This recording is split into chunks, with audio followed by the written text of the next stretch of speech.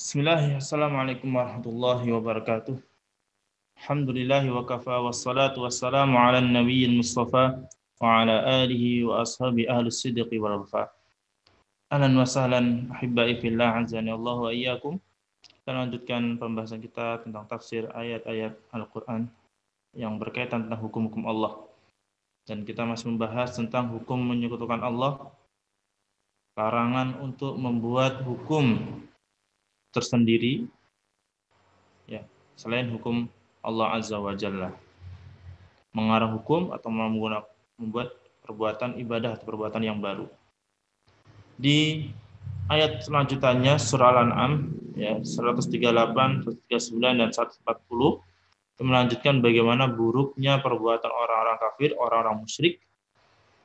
Di beberapa ayat ini Allah Subhanahu wa taala menjelaskan tentang perbuatan orang musyrik buruknya ya, agar kita orang-orang yang beriman, siapapun yang membaca Al-Quran, membaca ayat-ayat Allah ini benar-benar yakin akan syariat Islam dan iman kita kepada Allah semakin kuat, iman kita kepada Rasulullah semakin kuat, iman kita terhadap kitab Allah semakin kuat, dan semakin kelihatan nyata buruknya orang-orang kafir.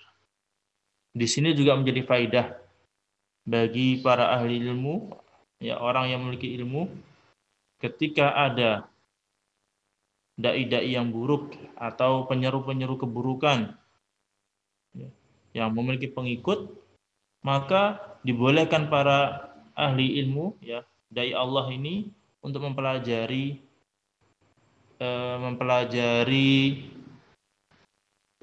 dakwah mereka, kebohongan mereka, agar tahu celah-celah dan bagaimana cara membantahnya dan menyampaikan kepada kaum muslimin secara umum buruknya ajakan-ajakan mereka. Kalau tidak ada ahli ilmu yang menyuarakan itu, maka orang awam akan menganggap semua itu sama. Mereka akan mengatakan agama mereka Islam, Tuhannya Allah, sholat yang hadap Ka'bah. Yang penting itu semuanya sama, semuanya surga, nggak ada yang salah. Apapun bagaimanapun cara ibadah mereka. Atau bahkan sampai ada yang surga itu bukan khusus bagi orang Islam. Semua orang baik, orang-orang non-Muslim, orang kafir, orang Kristen, orang Yahudi, orang Hindu dan sebagainya juga baik-baik juga berhak masuk surga. Ini kita beberapa kali mendengar ungkapan seperti ini. Kalau tidak ada ahli ilmu yang menjelaskan, mempelajari pemahaman mereka, ya, kemudian diuraikan kesalahannya, diuraikan keburukannya, dijelaskan kepada orang awam, maka orang awam akan menganggap semuanya sama.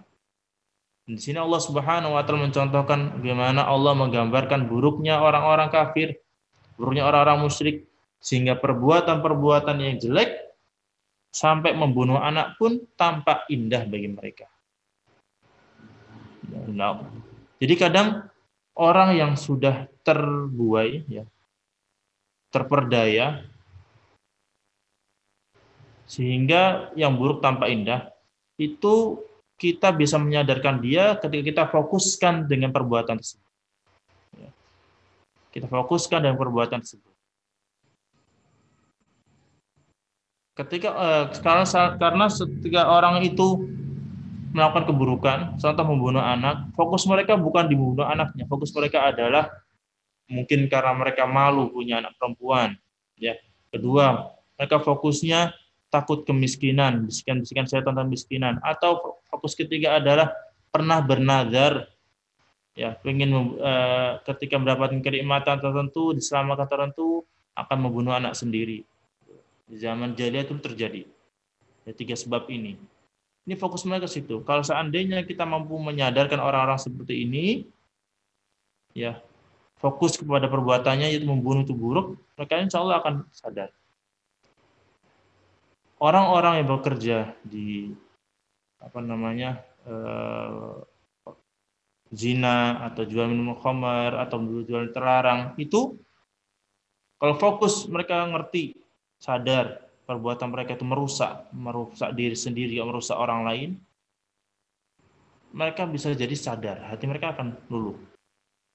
Tetapi mereka tertutupi pemahamannya dengan mungkin mencari harta itu susah, mencari penghasilan itu susah, yang halal aja susah, begitu demikian.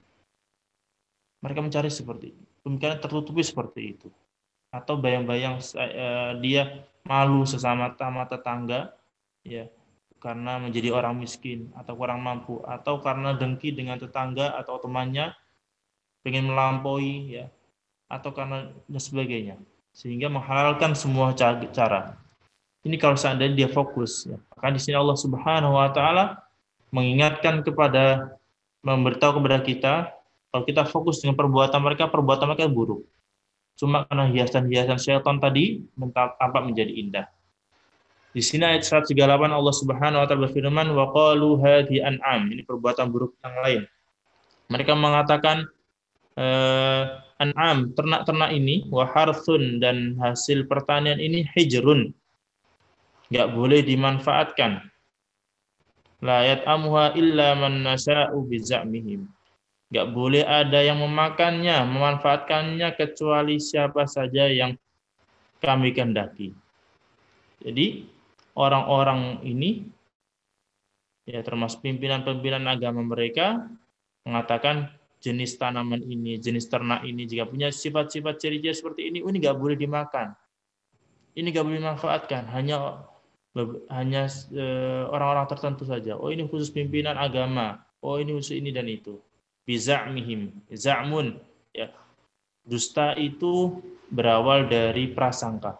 Biza'mihim, dengan prasangka mereka itu dusta mereka.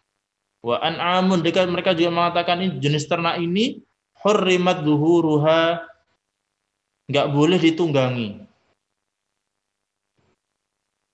Wa an'amun la yadhkuruna asmallahi 'alaiha, dan mereka mengatakan lagi, oh ini jenis ternak ini enggak boleh disembelih dengan nama Allah.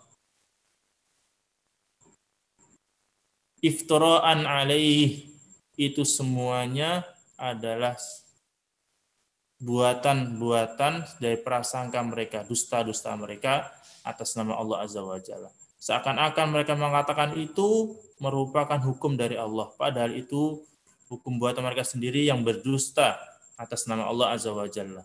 Karena perbuatan mereka, saya jazihim bima kanu yaftarun. Ini ancaman dari Allah. Mereka akan menunggu saya jazihim. Kata dalam bahasa sa itu menunjukkan sesuatu yang dekat, akan. Ya, saufa akan juga tadi dalam waktu lama, sa dalam waktu dekat. Saya jazihim, Allah akan membalas perbuatan mereka itu, ya, sebab mereka mendustakan dengan nama Allah. Mereka juga berkata wa qalu ma fi butuni hadil an'ami khalisatul lidzukurina. Mereka berkata juga, adapun hewan-hewan yang cirinya ciri seperti ini, jika isi perut mereka ada isinya, ya, ada janinnya, maka itu ketika lahir adalah khusus untuk kaum laki-laki saja. Wa muharramun ala azwajina, dan enggak boleh dimakan oleh istri-istri kita. Wa iyyakun maitah, tapi jika janin ternak ini mati, ya, di perut, di rahim, di kandungan induknya, fahum fihi syuraka, maka boleh dimanfaatkan oleh baik laki-laki maupun perempuan. Allah tegaskan lagi, saya jazihim wasfahum, Allah pasti akan membalas, ya, penjelasan-penjelasan mereka, hukum-hukum mereka ini atas perbuatan mereka yang menghukumi sesuatu sesuai nafsu mereka. Innahu hakimun alim. Sesungguhnya Allah adalah zat yang maha hakim, zat yang maha bijak, ya, maha pas, maha tepat, maha benar hukum ketetapan-ketetapannya, alim, lagi maha mengetahui segala sesuatu. Kita perhatikan di sini, ya, syaitan mengombang-ambingkan pikiran orang-orang yang musyrik, ya, orang-orang yang ikuti langkah syaitan. Pertama, mereka tidak boleh makan ternak ini, kemudian ternak ini nggak boleh dimanfaatkan untuk ditunggangi, kemudian ternak ini nggak boleh disembelih dengan nama Allah, isi janin ini nggak boleh dimakan oleh kaum perempuan. Dan kita akan memperhatikan di negeri kita, yang masih berpegang dengan agama-agama atau pahaman-pahaman kejawen atau pahaman kuno dengan budaya-budaya mereka itu masih berlaku. Dan hampir semua sama, nggak cuma di Indonesia, di negeri-negeri lain pun sama, karena setan semua membisikkan seperti itu, ya, mencelakakan, mempersulit kondisi, ya.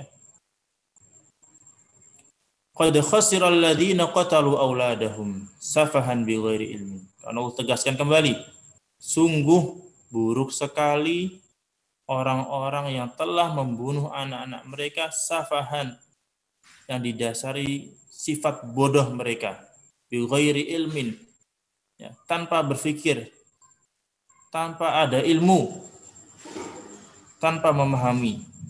Wa harramu ma razaqahumullah, dan mereka mengharamkan rezeki-rezeki Allah. Ya, ini membunuh anak-anak pada ayat 137. Mereka Allah mengatakan khosir, mereka rugi di dunia dan akhirat. Juga merugi juga orang yang mengharamkan apa yang Allah halalkan, rezekikan pada mereka, yaitu ternak-ternak yang khusus ini, dan nggak boleh kepada ini, nggak boleh kepada ini. Orang-orang seperti ini sungguh rugi di dunia dan akhirat. Iftira'an Allah, karena semua itu adalah hukum-hukum yang diadakan oleh mereka sendiri. Qad dhallu, mereka ini tersesat, ya. Orang yang mengikuti syaitan, nggak berpegang teguh dengan Al-Quran dan Sunnah Nabi, tersesat. Walaupun diikuti banyak orang, walaupun sudah menjadi budaya, walaupun ada sisi baiknya berkumpul, ya, berbagi-bagi dan sebagainya, tetapi tetap dhallu, mereka ini tersesat. Mereka melihat itu baik karena syaitan yang menghiasi. Wa ma kanu muhtadin, sama sekali mereka tidak dalam jalan petunjuk. Nggak ada sisi baiknya sama sekali. Ya, ini menjadi pelajaran buat kita. Jangan sampai dalam hati kita mengatakan, budaya ini masya Allah bagus ya, padahal di situ banyak syariat-syariat Allah yang dilanggar, bahkan menyekutukan Allah Azza wa Jalla. Ya, ini lanjutan dari ayat-ayat yang sudah kita bahas, sudah sampai ayat 140. Insya Allah di lain kesempatan kita akan membahas ayat yang lain. Ya.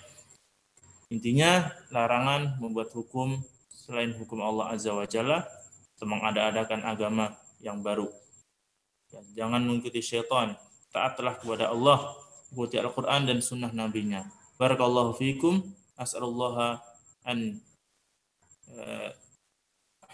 yarzuqna ilman nafi'a wa rizqan thayyiban wa amalan taqabbala wa an yudkhilana fasiha jannatihi wa an yajma'ana fi dawsihil a'la innahu sami'un qaribun mujibud da'wat wa akhiru da'wana alhamdulillahi alamin subhanakallahumma hamdika asyhadu an la ilaha illa anta astaghfiruka wa atubu ilaik. Assalamualaikum warahmatullahi wabarakatuh.